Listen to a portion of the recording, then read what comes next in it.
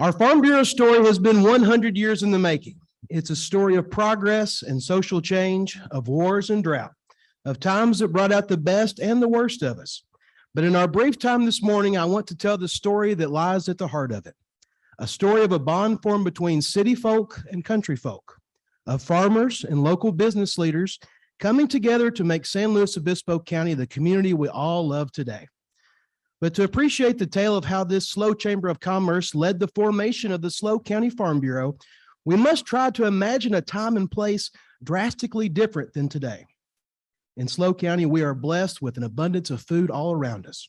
In fields we drive by, in farmers markets and grocery stores we visit, and in the food banks that serve our neighbors in need. But our grandparents can recall what it was like to live in a different age, a time when this country's food security wasn't so taken for granted. The Farm Bureau movement came to San Luis Obispo in August of 1916.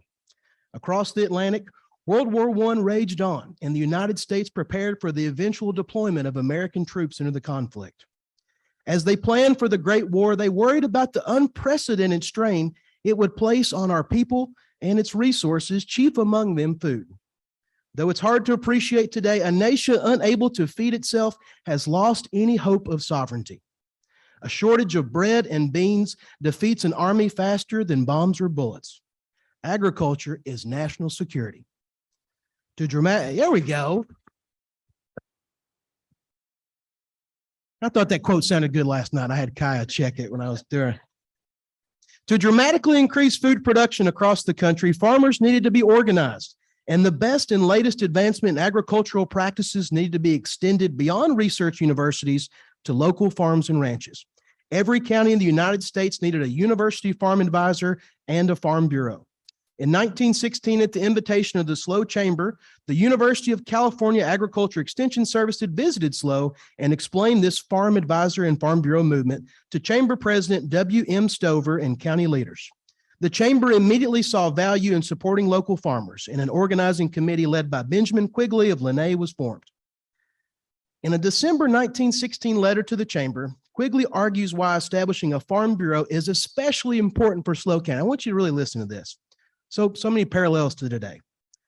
He wrote, quote, "No other county in the state is so unfortunately divided by topography, distinct resources, and sentiment as is San Luis Obispo. We are several different peoples, restricted and hampered in community development by petty sectionalisms."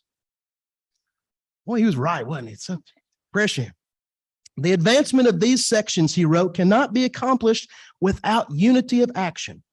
The organization of the Farm Bureau is the greatest thing that has been attempted in this county for the benefit of the whole community without taking from any one section for the advancement of others.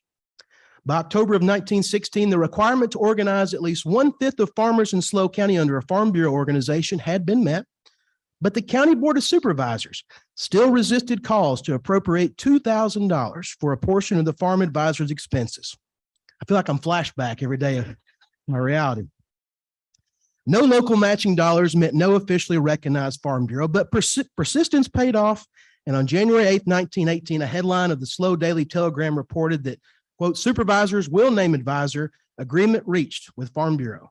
With logistical and political support from the SLO Chamber, Farm Bureau continued operating without a farm advisor for the next 3 years until November of 1922, when the University of California announced the first farm advisor for SLO County had been hired, Frank Murphy of Fresno. He began December of that year. SLO Chamber of Commerce Secretary William O'Donnell celebrated the news in a 1922 letter to the newspaper. He wrote, quote, "As manufacturing industries support Detroit and as steel supports Pittsburgh, so agriculture supports San Luis Obispo. The city cannot prosper until rural communities around it prosper." The first official meeting of the SLO County Farm Bureau was held on December 28, 1922. And 100 years later, SLO County Farm Bureau will hold its 100th anniversary and community celebration of agriculture on Saturday, September the 10th at 5 p.m. at the Alex Madonna Expo Center.